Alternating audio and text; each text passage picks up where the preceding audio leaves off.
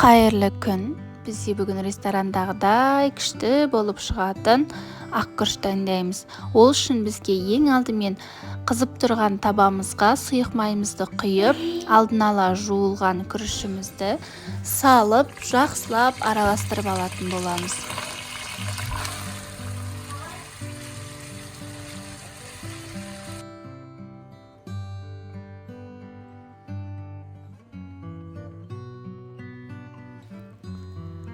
Тұзын сеуіп аламыз, және де бір қасық вегета дәмдеуіші өте күрішке ерекше дәм береді.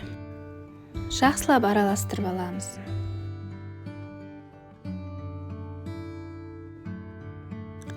Енді суын құйып, араластырып, қақпағын жауып, жай отқа қалдырамыз.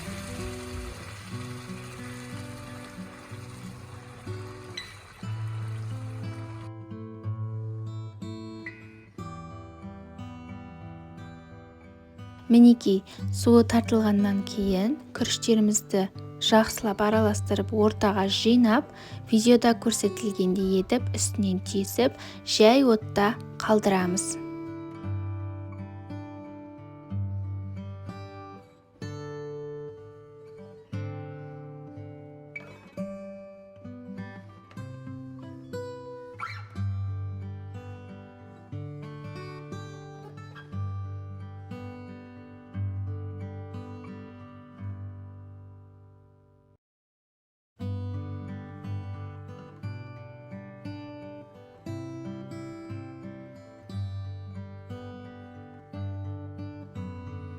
Мінекей, осымен біздің ақ күрішіміз дайын.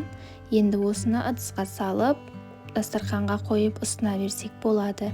Егер канал ұнаса, тіркеліп қоюды ұмытпаңыз.